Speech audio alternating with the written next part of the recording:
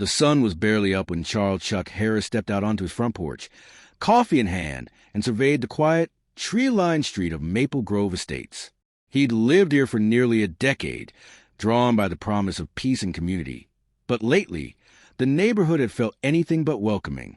A woman by the name of Brenda Wilcox, the new HOA president, had made it her mission to enforce every rule with a firm hand. Chuck, with his easy smile and tendency to wave to everyone, had somehow become her favorite target. It began with letters complaining that his grass was 1/4 of an inch too long, followed by warnings that his porch light was too bright, and a threat of fines for being excessively friendly to delivery drivers. Chuck had laughed it off at first, but the tone of the notices grew more aggressive, and the last one had been hand-delivered with a glare. He'd seen Brenda at the last HOA meeting, whispering with two newcomers, both young, both oddly stiff in their mannerisms, and both sporting what looked like police badges clipped to their belts. The badges were immediately identified as low-cost knockoffs by Chuck, who had spent his entire career in law enforcement and was currently serving as the chief of police for the city. He'd made a mental note to keep an eye on them, but he never expected what happened next. That morning, as he watered his front garden, a black and white cruiser rolled slowly down the street and stopped in front of his house. The two officers from meeting stepped out, their uniforms crisp but unfamiliar, their badges glinting in the sun. Brenda trailed behind, her arms crossed and a smug smile on her face. "Mr. Harris," the male officer called, his voice loud enough for the neighbors to hear. "We're here to place you under arrest for repeated violations of HOA policy." Chuck set down his hose, fighting the urge to laugh. "Assign me? For what exactly?" The female officer read from a clipboard as she came forward. She glanced at Brenda, who eagerly nodded, and said, "Failure to comply with HOA directives, public nuisance," and a few neighbors peeked out from behind curtains, phones in hand, ready to record the spectacle. Chuck raised an eyebrow. "You two got a warrant? Or are you just here to play dress-up?" The male officer shook his head. "We don't need a warrant. The HOA has authorized us to enforce community standards." Brenda chimed in. "You brought this on yourself, Charles. You might learn to follow the rules now." As the crowd grew, Chuck let out a collective sigh. "All right, let's do this by the book."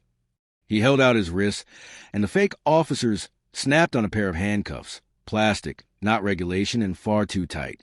As they led him down the driveway, Chuck caught the eye of his next-door neighbor, Mrs. Patel, who mouthed, "Are you okay?" He winked, then turned to the officers. "You know, you might want to call this in. Let the real police know you got the chief in custody." The male officer hesitated, but Brenda barked, "Just get him in a car." As they tried to shove Chuck into the back seat, a chorus of sirens erupted at the end of the street, with their lights flashing, for real police cruisers screeched to a stop. Officers poured out, weapons holstered but hands ready. The lead officer, Sergeant Lopez, strode over, eyes narrowing as he took in the scene. "What the hell is going on here?" he insisted.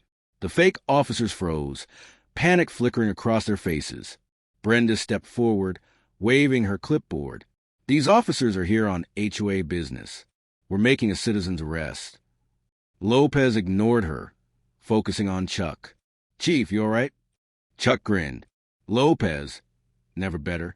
But I think these two have some explaining to do." The real officers quickly surrounded the imposters, demanding identification.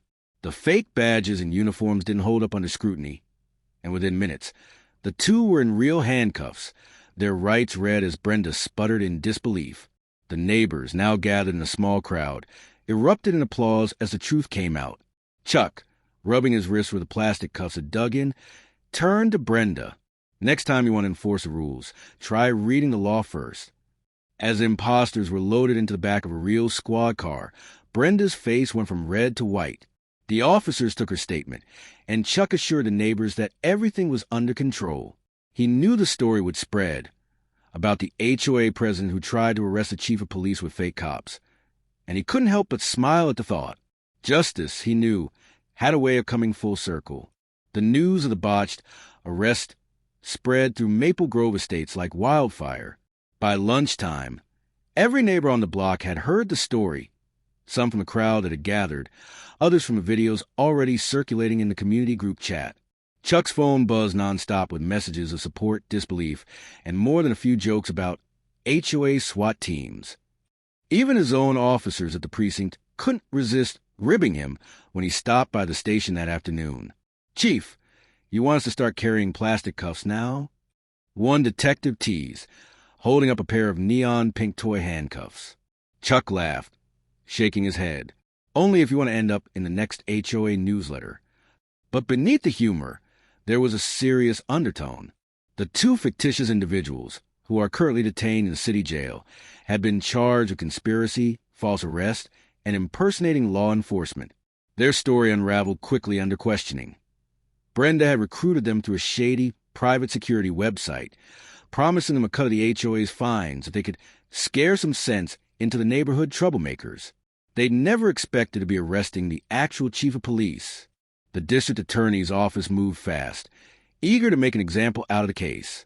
Brenda, meanwhile, tried to distance herself from the fiasco, claiming she'd been misled by the fake officers and had only wanted to restore order. But the evidence was damning.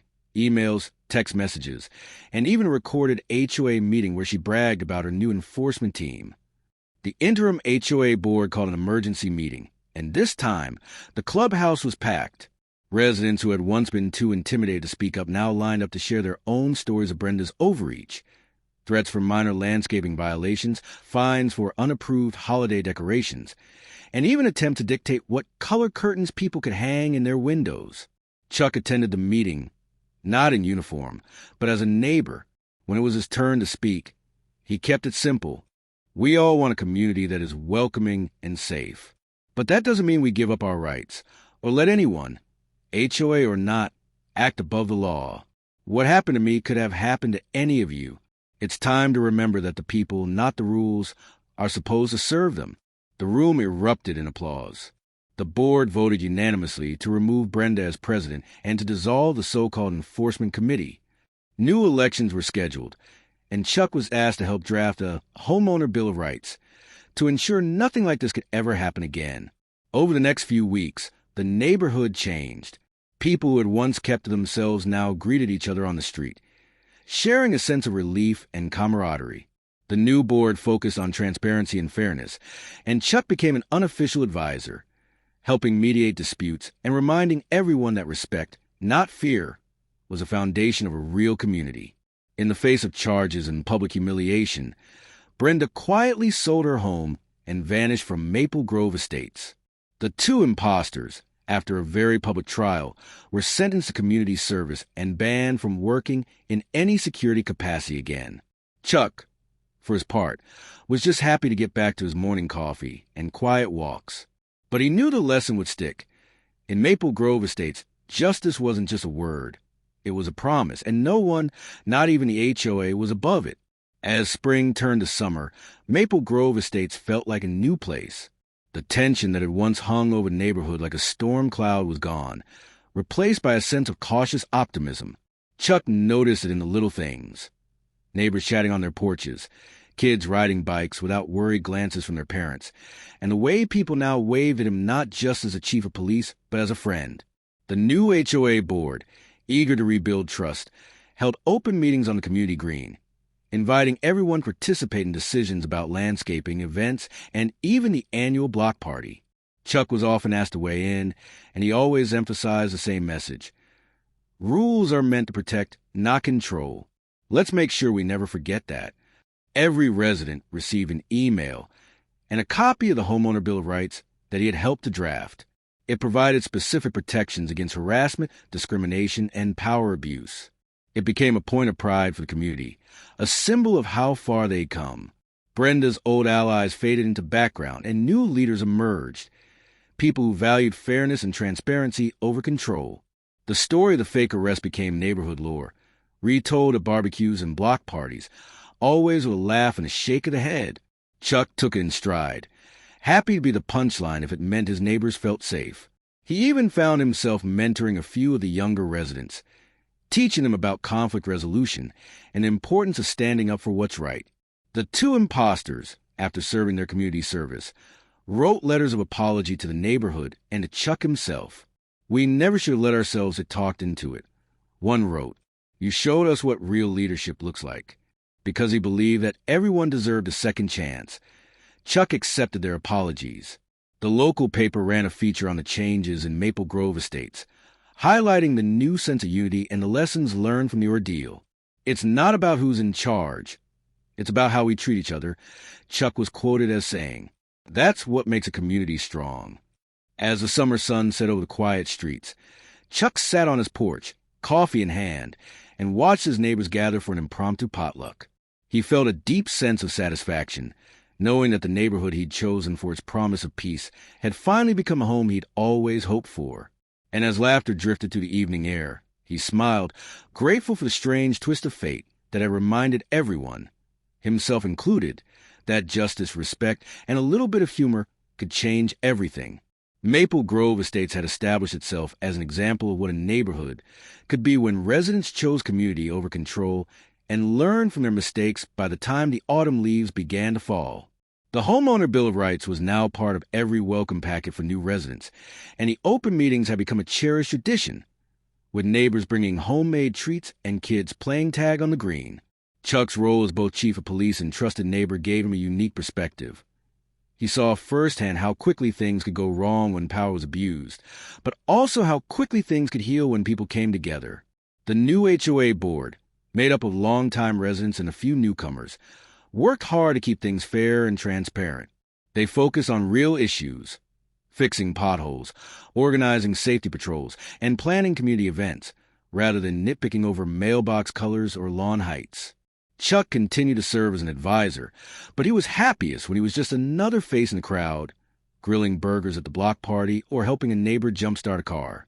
The story of Brendan and the fake officers faded into legend, a cautionary tale told to remind everyone that no one, not even the HOA, was above the law. After Brenda herself had left, a young family quickly purchased her house and were greeted warmly. After completing their community service, the two imposters found stable employment elsewhere and occasionally updated Chuck, thanking him for the second chance. The neighborhood's transformation was so remarkable that a local news crew returned to do a follow-up story. "We learned that rules matter, but people matter more," Chuck said, standing on his porch with a mug of coffee. "Trust, not fear, must be the foundation of a secure and happy neighborhood." It became abundantly clear that Maple Grove Estates had accomplished exactly that as the camera panned over contented faces of neighbors gathered for Fall Festival. On a crisp October evening, as Chuck walked his dog beneath the golden trees, he paused to watch a group of kids play in the street, their laughter echoing through the dusk. Knowing that the community he had helped protect was stronger than ever, not because of any one person, but because everyone had chosen to stand together, he experienced a profound sense of tranquility.